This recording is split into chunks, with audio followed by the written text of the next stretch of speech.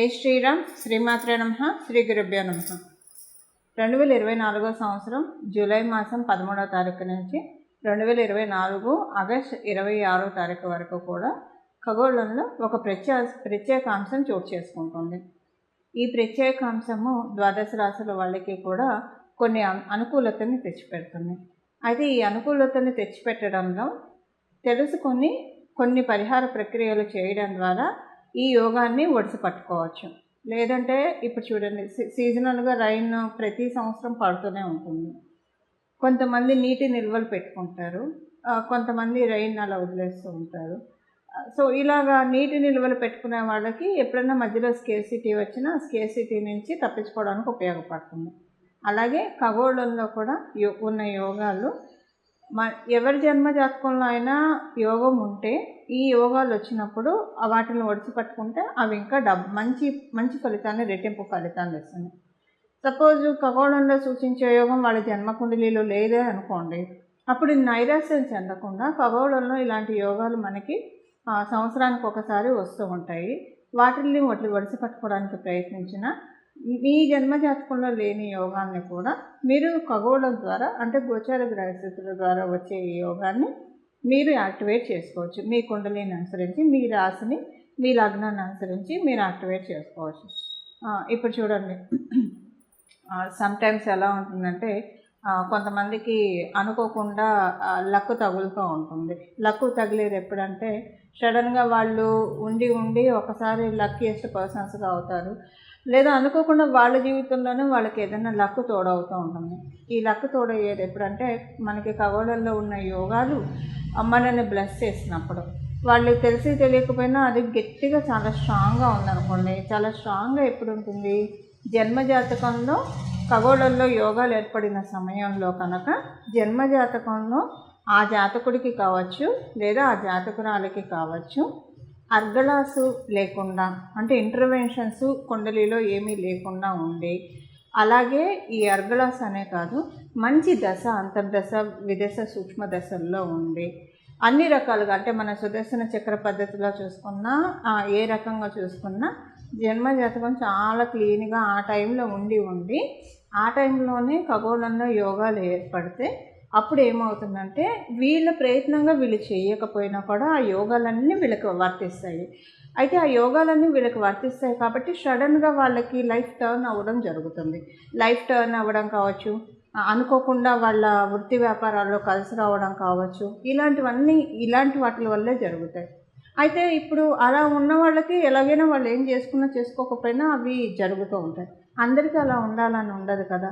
అందరికీ అలా చేసుకోవాలంటే వాటి కోసం ప్రత్యేకమైన పరిహారాలు చేసుకోవాలి. చేసుకుంటే కనుక ఖగోళంలో వచ్చేది పూర్తిగా మన జన్మజాతకంలో లేకపోతే కనుక పూర్తిగా కాకపోయినా కొంతవరకు ఒడిసిపెట్టుకోవడానికి డెఫినెట్గా ఛాన్సెస్ ఉంటుంది. అంటే 100% యోగాన్ని మనం మెజర్ చేస్తే కనుక ఆ 100% యోగంలో అట్లీస్ట్ ఒక 60% యోగాన్ని డ్రా చేసుకోవడానికి అవకాశం కలిగిస్తూ ఉంటుంది. ఇప్పుడు మనకి సపోజ్ అంటే ఎవరైనా చాలామంది అన్నిటి కోసం ప్రయత్నిస్తూ ఉంటారు, కష్టపడుతూ ఉంటారు లైఫ్లో. కానీ కొంతమంది కష్టపడకుండా లక్కుని ఎంజాయ్ చేస్తూ ఉంటారు. కొంతమంది కష్టపడి లక్కుని ఎంజాయ్ చేస్తారు. కొంతమంది ఎంత కష్టపడ్డా కూడా వాళ్ళకి లక్కు ఫేవర్ చేయదు. ఇలా లక్కు ఫేవర్ చేయాలంటే ఇలాంటి యోగాల్ని మనం ఒడిసి పట్టుకోవాలి. అసలు ఏంటి ఆ యోగము, ద్వాదశ రాశుల వాళ్ళకి ఎలాంటి ఇంపాక్ట్ ఉంటుంది, అసలు ఈ యోగము ఉంటే ఎలా ఉంటుంది, ఇది నేను మొత్తం కూడా మీకు చక్కగా వివరిస్తాను. ఆ యోగం పేరు గురుమంగళ యోగం. ఈ గురుమంగళ యోగం మనకి ఇప్పుడు నేను చెప్పిన తేదీల్లో, అంటే 2024 నుంచి 2024 జూలై మాసం 13వ తారీఖు నుంచి 2024 ఆగస్టు 26వ తారీఖు వరకు కూడా ఈ యోగం ఖగోళంలో చోటు చేసుకోబోతుంది. ఈ ఖగోళంలో చోటు చేసుకునే యోగం కాబట్టి వీటిని మీ జన్మజాతకంలో ఉన్నా లేకపోయినా యాక్టివేట్ చేసుకోవచ్చు. అంటే ఇది అందరికీ అప్లికేబిలిటీ ఉంటుంది. ఇప్పుడు చూడండి, కొన్నిసార్లు గవర్నమెంట్ కొన్ని పథకాలు ఇస్తుంది. సో ఆ స్ట్రీమ్లోకి వచ్చిన వాళ్ళందరూ కూడా దానికి ఎలిజిబుల్ అవుతారు. అది వాళ్ళకి బఫర్ అమౌంట్ కదా. అలాగా అప్పుడప్పుడు ఖగోళంలో ఇలాంటి యోగాలు వస్తే వాటిని మనం ఒడిసి పట్టుకోవాలి. ఈ గురుమంగళ యోగం ఏంటి అంటే, ఎప్పుడైనా సరే మనకి మంగళ్ళు మన జీవితంలో ఏదైనా ఇనిషియేషన్ తీసుకోవడానికి, అంటే ఆదిలోనే హంసపాదు కాకుండా ఉండడానికి ఏదైనా ఒక మంచి నిర్ణయం తీసుకున్నప్పుడు మన జీవితాన్ని ఉద్ధరించే నిర్ణయం తీసుకున్నప్పుడు మన లైఫ్ బాగా స్పీడ్గా వెళ్ళడానికి, స్పీడ్గా అంటే వృత్తిపరంగా ర్యాపిడ్ గ్రోత్ రావడానికి ఇలాంటివి రావాలంటే కొన్ని మనలో కరేజ్ ఉండాలి, మనలో డ్రైవ్ ఉండాలి. ఇలాంటివన్నీ ఉంటే కనుక చక్కగా విల్ పవర్ తోటి మనం పనులన్నీ చేసుకొని వెళ్ళగలుగుతాం. ఎలాంటి ఆటంకాలు వచ్చినా కూడా వాటిని అధిగమించుకుంటూ వెళ్తారు. అలా ఉండాలంటే ఎవరికైనా సరే జన్మజాతకంలో మంగళ చాలా సపోర్టివ్గా ఉంటే వాళ్ళు అన్ని ఆటంకాలని అధిగమించుకుంటూ ఉన్నత శిఖరాన్ని అధిరోహించుకుంటూ వాటికి చేరువైపోతూ ఉంటారు. ఇప్పుడు అందులో మంగళకి గురుదేవుడు కనుక తోడైతే కనుక చాలా బాగా ఉంటుంది. దీనికి బెటర్ ఎగ్జాంపుల్ చెప్పాలంటే ఆంజనేయ స్వామి వారిని చెప్పాలి. మంగళ ఎప్పుడైనా సరే గురు భగవానుడు కంట్రోల్లో ఉంటే చాలా మంచిది. లేకపోతే కనుక మంగళ బాగా ఉన్నా, ఒక్కొక్కసారి విపరీతంగా ఉన్నా కూడా అగ్రెసివ్ డెసిషన్స్ వల్ల కూడా జాతకురాలు కావచ్చు, జాతకుడు కావచ్చు ఇబ్బందులు పాలవుతారు. అంటే ఆలోచన ఉండదు, చేసుకుని వెళ్ళిపోతూనే ఉంటారు. సో ఒక్కొక్కసారి అవి రివర్ట్ అయ్యి ఇబ్బందులు కూడా పడుతూ ఉంటారు. అందుకని ఎప్పుడైనా సరే మంగళకి గురు భగవానుడు తోడై ఉంటే కనుక చాలా అంటే తీసుకునే నిర్ణయాలు కరెక్ట్గా నిర్ణయాలు తీసుకొని వస్తారు. దీనికి పురాణాల్లో మనం చెప్పాలంటే మనందరికీ ఇష్టమైన దైవము హనుమంతుడిని చెప్పాలి. హనుమంతుడు అంటే ఆయనకున్న శక్తికి గురుబలం తోడై ఉండడం వల్ల గురుమంగళ యోగం ఆయనకు చక్కగా ఆప్ట్ అని చెప్పచ్చు. అంటే దేవీ దేవతలకి అంటే మనం ఒక మీకు అర్థం అవ్వడం కోసం నేను హనుమంతుడిని చెప్తున్నాను. ఇప్పుడు హనుమంతుడు మహాశక్తివంతుడు, అతి బలవంతుడు, వాయువేగంతో క్షణంలో ఎక్కడి నుంచి ఎక్కడికైనా వెళ్ళగలడు. లంకను కూడా ఆయన దాటి వెళ్ళిపోయాడు, సముద్రాన్ని దాటి వెళ్ళాడు. ఆయన ఏదైనా చేయగలిగే సమర్థుడు. కానీ ఆ సమర్థతకి ఆయనకి గురుబలం కూడా ఉండడం వల్ల ఎక్కడ ఎలా మెసలాలి, ఎవరితోటి ఎలా మాట్లాడాలి, ఎవరితోటి సంధి ఎలా కుదర్చాలి, రాజీ ఎలా కుదర్చాలి, ఏ సమయంలో మాట్లాడాల్సి వచ్చినప్పుడు ఎలా మాట్లాడాలి, ఇవన్నీ కూడా మనం పరాశర సంహితలో ఉన్న హనుమద్ వైభవం చూస్తే కనుక చాలా సుస్పష్టంగా మనకు తెలుస్తాయి. అసలు ఒక మనిషి ఎలా బతకాలో మనం హనుమంతుడిని చూసి చాలా చక్కగా నేర్చుకోవచ్చు. అంటే మనకు ఒక ఇండెక్స్, మన లైఫ్కి ఒక ఇండెక్స్ ఏదైనా ఉందంటే అది ఖచ్చితంగా హనుమంతుడు అని చెప్పడంలో ఏమాత్రం సందేహం లేదు. ఇలాంటి ఇండెక్స్ మనకి గురుమంగళ యోగం వల్ల వస్తుంది. ఎప్పుడైనా మన ఇది సరిగ్గా ఆలోచిస్తే మన పనులు మనం చేసుకుంటూ వెళ్తే కనుక సక్సెస్ మనకి ఎప్పుడు కూడా అత్యంత చేరువలో ఉంటుంది. దాన్ని అంటే ఎన్ని ఆటంకాలు వచ్చినా వాటిని అధిగమించుకుంటూ మన ఉన్నత శిఖరాన్ని అధిరోహిస్తాము. ఎప్పుడైనా సరే మంగళకి ఒక్కొక్కసారి ఆలోచనలు అంటే ఒక్కొక్కసారి మనం తీసుకునే నిర్ణయాలకి గురు భగవానుడు తోడై ఉంటే కనుక అవి మనకి సజావుగా వెళ్తాయి. లేకపోతే ఆవేశపడాల్సిన చోట ఒక మాట అనాల్సిన చోట కామ్గా ఉంటే అది ప్రమాదమే. లేదు, ఎక్కడైతే కామ్గా ఉండాలో అక్కడ అనవసరంగా ఆవేశపడితే అది ప్రమాదమే. ఈ రెండింటిని మనకి సరిచేస్తాడు గురు భగవానుడు. అంటే ఎక్కడైతే ఆవేశం చూపించాలో, ఎక్కడైతే ఒక మాట మనం మాట్లాడకపోతే కొంచెం ఇబ్బందులు వస్తాయో అలాంటి చోట మనల్ని మాట్లాడేటి చేస్తారు. సో దట్ మనకి ఇబ్బందులు రాకుండా ఉంటాయి. అలాగే అన్ని వేళలా ఆవేశం మంచిది కాదు, అలాగే అన్ని వేళలా నిదానంగా ఉండడం కూడా మంచిది కాదు. ఈ రెండింటిని బ్యాలెన్స్ చేసుకోవాలి. అన్ని వేళలా ఆవేశపడితే వాళ్ళకి కొంచెం ఇబ్బందులు వస్తాయి లైఫ్లో. సో ఈ రెండింటిని బ్యాలెన్స్ చేసే యోగమే గురుమంగళ యోగం.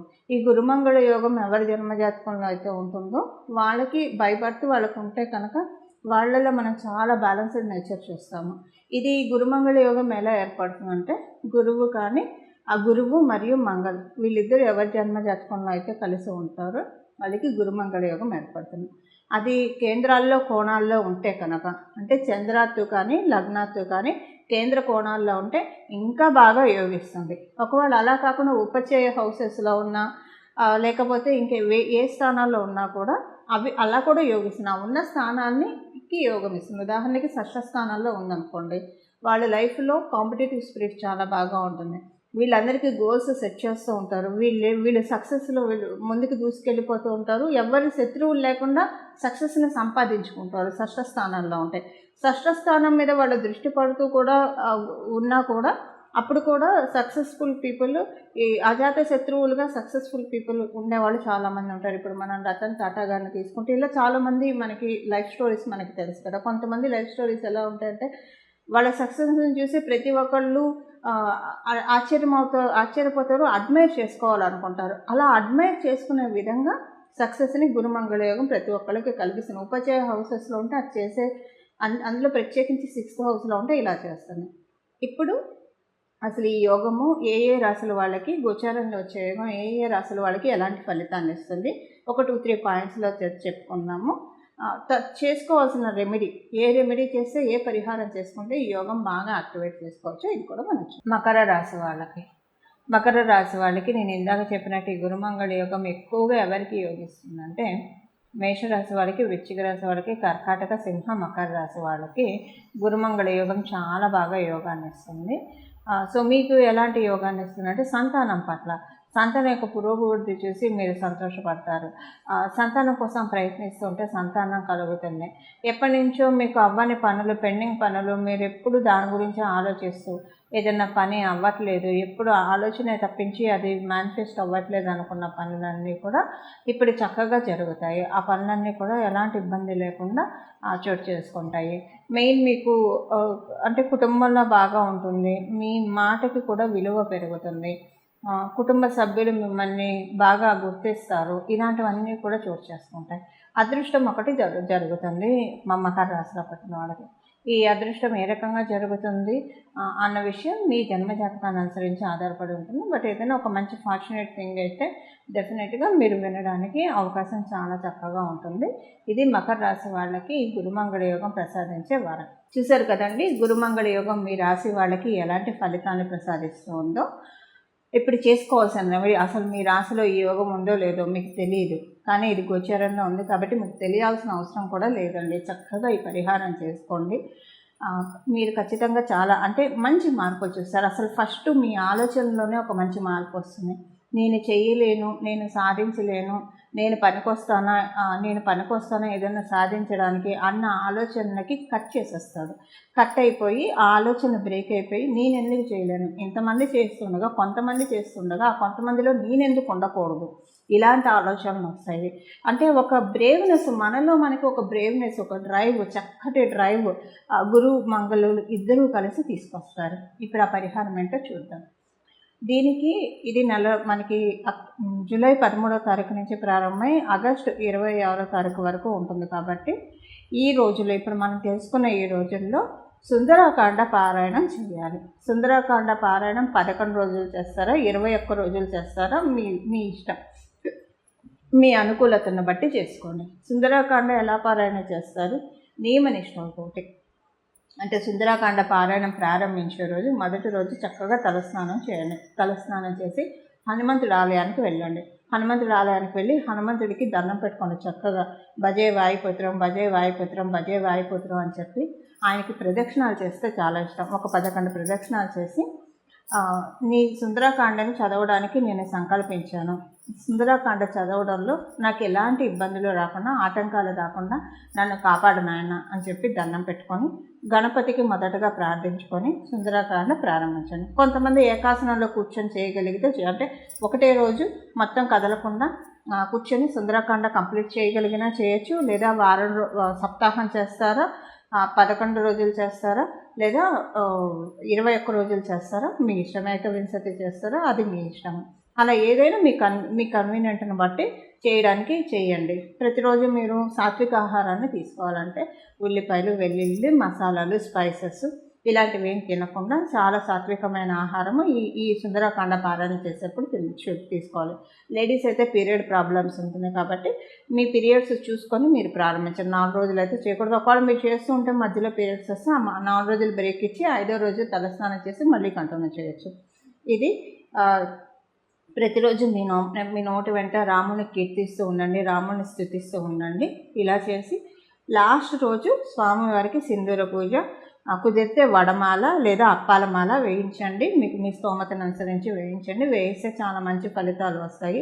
ఎప్పుడైనా సరే హనుమంతుడికి మీరు మామూలుగా కూడా ఇది చేసుకోవచ్చండి. హనుమంతుడికి సాయంత్రం పూట కనుక ఆకుపూజ చేయించిన, సాయంత్రం పూట వడమాల వేయించిన, అప్పాల మాల వేయించిన వెంటనే మన కోరిక తీరిపోతుంది. అంటే ధర్మబద్ధమైన ఏ కోరికైనా సరే వెంటనే తీరిపోతుంది.